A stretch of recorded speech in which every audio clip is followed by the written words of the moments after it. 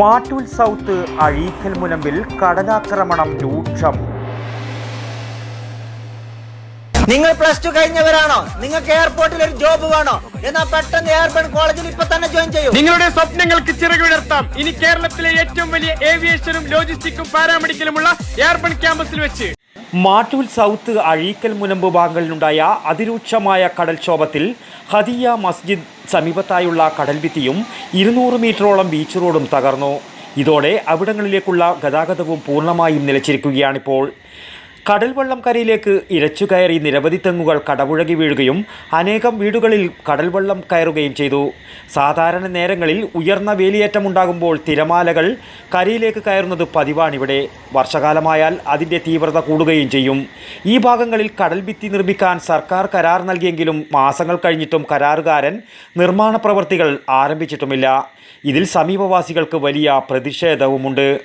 കടലാക്രമണമുണ്ടായ സാഹചര്യത്തിൽ കടൽഭിത്തി നിർമ്മാണ പ്രവർത്തികൾ ത്വരിതപ്പെടുത്തണമെന്ന് ഗ്രാമപഞ്ചായത്ത് പ്രസിഡന്റ് ഫാരിഷ ടീച്ചർ ജില്ലാ കളക്ടറെ വിളിച്ച് ആവശ്യപ്പെടുകയും ചെയ്തു. മുസ്ലിം ലീഗ് മാട്ടൂൽ പഞ്ചായത്ത് പ്രസിഡന്റ് നസീർ ബി മാട്ടൂൽ, മാട്ടൂൽ ഗ്രാമപഞ്ചായത്ത് ആരോഗ്യ standing committee chairperson C Zainaba, 10ാം ward Muslim League general secretary Ashraf C, 9ാം ward Muslim League general secretary Shoukath Ali KVP, Mattool village officer Suresh, assistant VO Ashokan എന്നിവർ കടലാക്രമണ ഭാഗങ്ങൾ സന്ദർശിച്ച് വേണ്ടുന്ന ദുരിതാശ്വാസ പ്രവർത്തനങ്ങൾക്ക് ഏർപ്പാട് ചെയ്തു. വടക്കൻ വാർത്തകൾക്ക് വേണ്ടി മാട്ടൂൽ കടപ്പുറത്ത് നിന്നും ടി ബാബു, പഴയങ്ങാടി. ഒരുപാട് ആക്ടിവിറ്റീസ് ഉള്ള വളരെ ഡിഫറെന്റ് ആയിട്ടുള്ള ഒരു ക്ലാസ്, അതുപോലെ സ്മാർട്ട് കുട്ടികളും. അതെ, ഞാനും അഭിഷാദ് ഗുരുവായൂരും കൂടെ ആളുടെ പുതിയ ബെൻസിൽ പോണത് പയ്യന്നൂരേക്കാണ്. ഇവിടെ പയ്യന്നൂർ ഒരു കോളേജ് ഉണ്ട്, airborne college of aviation and management studies. വളരെ എനർജറ്റിക് ആയിട്ടുള്ള സ്റ്റുഡൻസ് ആണ്, ഫാക്കൽറ്റി മെമ്പേഴ്സ് ആണ് ഇവിടെ ഉള്ളത്. ഇങ്ങനത്തെ സ്റ്റുഡൻസിനെ കാണാൻ പണിയാണ്. അപ്പൊ എങ്ങനെയാണ് കാര്യം തുറന്ന് നോക്കിയാലോ? Come on follow.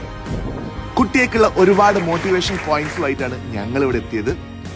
Aviation, logistics, paramedical, management studies and fashion designing, ഇവരൊക്കെയാണ് ഇവിടുത്തെ മെയിൻ. ക്ലാസ് അങ്ങോട്ട് കഴിഞ്ഞപ്പോഴേക്ക് എല്ലാവരും ആക്റ്റീവ് ആയിരുന്നു കേട്ടോ. അധിക പേരും ഏവിയേഷൻ സ്വപ്നം കണ്ടത്. സിമ്പിളാണ് ക്ലാസ് ഒക്കെ. എല്ലാവരും നല്ല ഫ്രണ്ട്സ്, എല്ലാവരും നല്ല ഫ്രണ്ട്ലിയാ. ഈ റാഗിങ് അതൊന്നും അങ്ങനെയില്ല. പൈലറ്റ് ഒഴികെ ബാക്കി എല്ലാ മേഖലയിലേക്കും ഓപ്പർച്യൂണിറ്റി ഉണ്ട്. പ്ലേസ്മെന്റ് കാര്യം എന്ന് പറഞ്ഞു കഴിഞ്ഞാൽ ഞാൻ നേരത്തെ പറഞ്ഞ കേരളത്തിലെ ഏറ്റവും വലിയ ഏവിയേഷൻ ലോജിസ്റ്റിക്സ് പാരാമെഡിക്കൽ എന്ന് പറഞ്ഞത് തന്നെ കേരളത്തിൽ ഏറ്റവും കൂടുതൽ പ്ലേസ്മെന്റ് ചെയ്തിരിക്കുന്ന കോളേജ് ഞങ്ങളുടേതാണ്.